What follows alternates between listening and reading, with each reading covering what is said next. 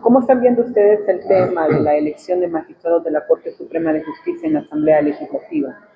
Bueno, en primer lugar, lo que hay que señalar es que el proceso no muestra ningún tipo de mejoría respecto del que observamos en legislaturas anteriores.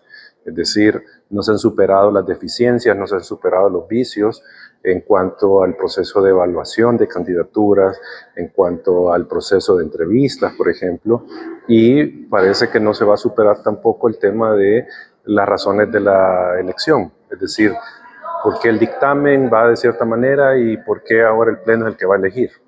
Entonces, en resumen, esto es lo que nos lleva a señalar que estamos viendo un proceso similar a los que tuvimos con todas sus deficiencias en legislaturas anteriores. Solo que en este caso, a diferencia de antes, se repartían las magistraturas. Ahora no, ahora todo queda en manos del Partido Nuevas Ideas, pero el punto es que no hay una elección con base al mérito, no hay una elección de las personas más idóneas, sino que lo que priva es el tema político partidario, aderezado con opacidad en muchos de los aspectos cruciales del proceso.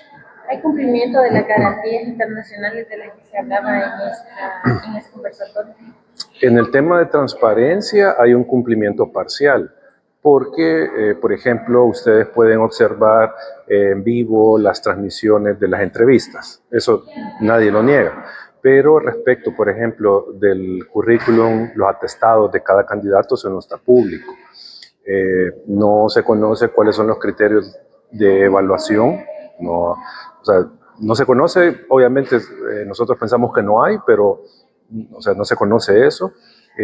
No se conoce, digamos, la decisión que toma cada diputado, cada fracción legislativa, por qué la toma de esa manera, por qué elige a ciertas personas. No digo por el proceso actual, sino que lo que ya hemos visto de elecciones de esta del Partido Nuevas Ideas, en esta legislatura y la anterior. Pero, digamos, ahí en transparencia se cumple parcialmente el criterio. En cuanto a la participación ciudadana, pues obviamente no hay participación ciudadana, ahí no se cumple absolutamente nada, porque, por ejemplo, no hay una posibilidad para que ciudadanía organizada pueda presentar preguntas para los candidatos, para que la ciudadanía pueda impugnar candidaturas, para que la ciudadanía pueda pronunciarse sobre algún aspecto del proceso de elección. No hay participación ciudadana. Y en cuanto al tema de la elección por el mérito, pues obviamente ese es el que más incumple, porque no se toma en cuenta ninguno de los parámetros que tienen que ver con experiencia profesional relevante, conocimientos de la materia, independencia de la persona, bajos conflictos de interés, etcétera. Todo eso no se toma en cuenta. Entonces, por eso concluimos o podemos concluir de que el proceso no está siendo llevado con base al mérito para hacer la elección.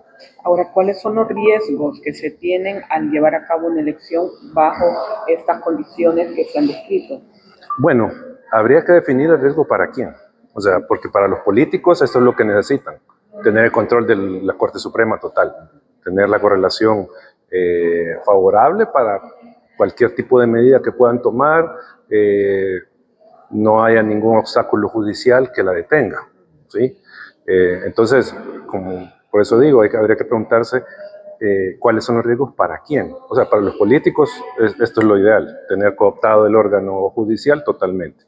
Pero para el ejercicio de los derechos de la ciudadanía, ahí es donde se ve un problema. También se ve un problema en el tema de, por ejemplo, combate a la corrupción. Recordemos que la Corte Suprema de Justicia, por medio de la sección de probidad, es la que debe velar porque no se dé enriquecimiento ilícito y si se detecta, pues ponerlo al conocimiento de las autoridades de investigación del delito para que procedan. Entonces, digamos, en resumen, lo que está en riesgo cuando no hay independencia judicial, cuando no se eligen a las personas idóneas, son los derechos de la ciudadanía, de la población y valores como el combate a la corrupción. Quería saber su valoración acerca de todo lo que sucedió. pero ¿cómo?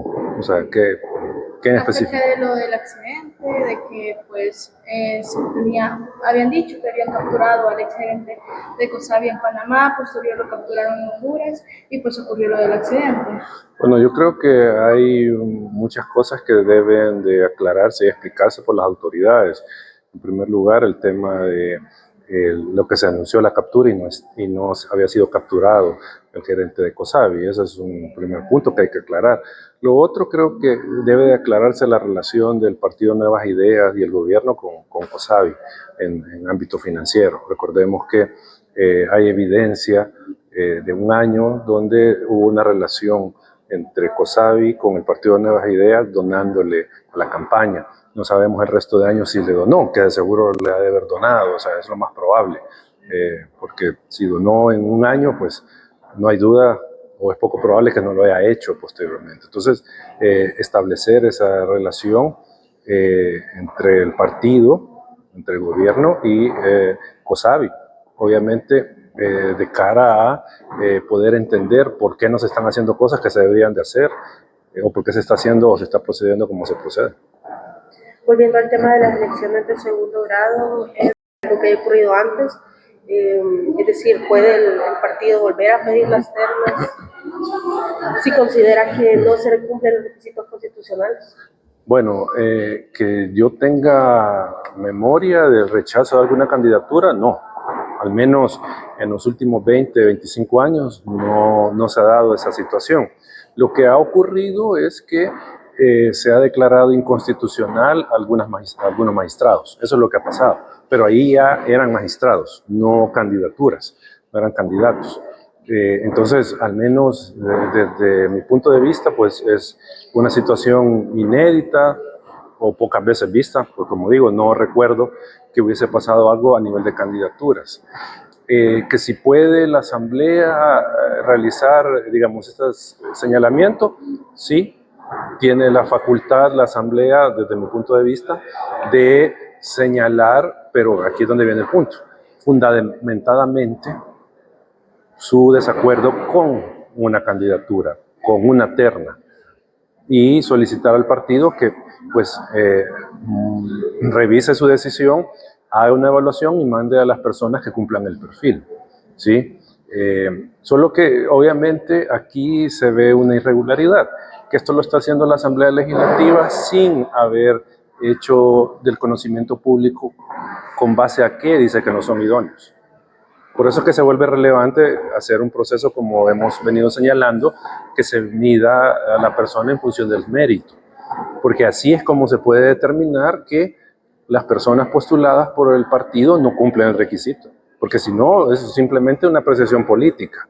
Pero si hubiese una decisión razonada con base a evidencias, con base a datos, pues bueno, se estaría totalmente de acuerdo con la decisión. Ahorita lo que parece es que simplemente es algo bastante, digamos, subjetivo la decisión del partido. No obstante, personas de la terna, pues obviamente muestran una vinculación partidaria, ¿sí? O sea, no hay que negar eso, pero el punto es que la Asamblea, hasta donde tenemos conocimiento, no ha fundamentado ese rechazo. Tendría que hacerlo de manera adecuada. Tendría que rechazar otras ternas también. Habría que irlas revisando, o sea, cada terna, porque por ejemplo, si la razón es la vinculación partidaria que tiene la terna o alguien de la terna del partido Arena, también debería de considerarse entonces el conflicto de interés que puede existir en la licenciada Roxana Soriano, que participó en las internas del partido Nuevas Ideas. ¿Sí? O sea, eso es digamos, un elemento importante y suficiente para establecer un conflicto de interés que en todo caso afectaría su postulación si se hiciera una evaluación con base al mérito, pero como no se hace, entonces ahí es donde uno dice es arbitraria de alguna manera y selectiva el señalamiento y el rechazo de la terna del Partido Arena.